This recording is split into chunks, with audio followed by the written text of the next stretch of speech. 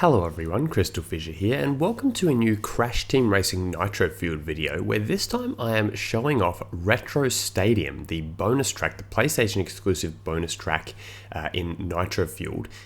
Which you're going to be able to see here is just a reskinned Turbo Track, really a tribute to Turbo Track. It's the exact same map. It's similar textures, but what I wanted to do is I wanted to do this comparison piece because I wanted to actually point out some of the stuff that is different in terms of the way they've designed it. You see that what they talk about in the video, and this was originally a video from PlayStation Underground, Thomas Wilson talks about how they made 16 by 16 bit textures and 32 by 32 and 64 by 64 as a maximum, which obviously of course was the original max texture sizing on the original PlayStation. And so what's interesting to me is, and you can see that I'm actually doing better than the other player here, but you see that they've really done a pretty good job of emulating the style, but in some ways, if you're comparing like a more, because I'm playing on the PlayStation emulator, which has sort of more native textures and not sort of downscaled, more upscaled if anything, you see that it actually almost looks clearer on the PlayStation because they're not, back then that's not them trying to be retro, that was modern.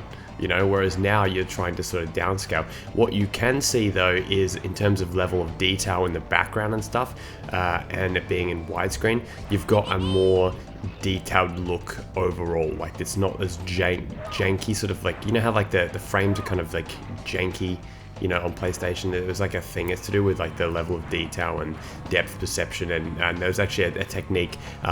It was actually something that people criticized about the PlayStation in comparison to the N64.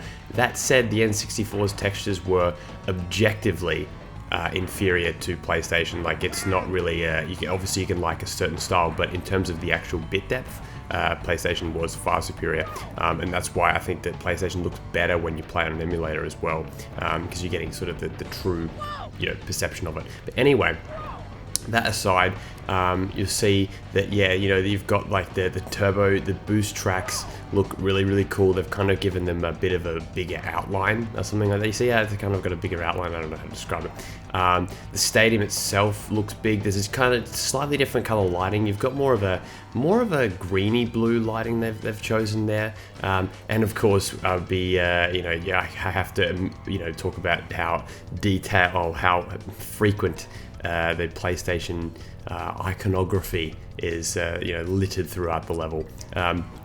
The skybox is actually really fancy in this one. It looks really smooth. It's mostly the same color, not quite.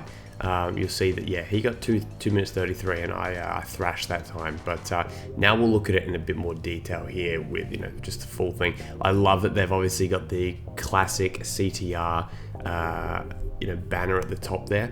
Interestingly enough, they actually talk about how it was really tempting for them to want to add more detail, want to add more things to each level, or this level in particular, but they couldn't because they're like, no, the whole point is that we're meant to be making it retro. Like the boxes as well are all retro too.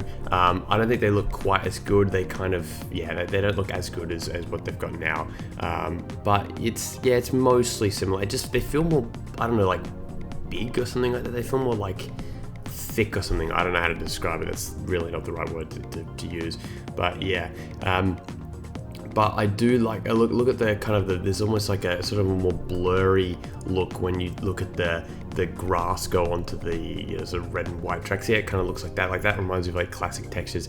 And actually, interestingly enough, Thomas Wilson from Beanox brought up that he'd been working with the guy that was doing the textures on this one. He'd been working with his that designer for 20 years, including when they were actually developing games together on the PlayStation 1. So it was kind of a nice throwback to get to to create those the small textures as I mentioned earlier. But I think that it's going to look interesting. I don't know if you guys have seen, but there's obviously the turbo track or Slide Coliseum, one of the levels, is where you do like the character select thing for online mode, I believe it was, which when I went back to Activision recently, it was like maybe a couple months ago now, yeah, you got to see that in detail, the level looking more modern. So I'm actually keen to see what it's going to look like, in a modern capacity, because it already looks, this is like, even though it's all retro or something like that, it's still, essentially the same level. So I wonder how much more detail they're going to have with, like the skybox, what kind of skybox they're going to have, like how big the arena is going to feel. They're going to have all these other things. They're going to have like blimps hanging around. I could see them going, that direction. And obviously it was a chicken soup or whatever, not chicken. What was it? Chicken stew. Chicken soup. Chicken stew.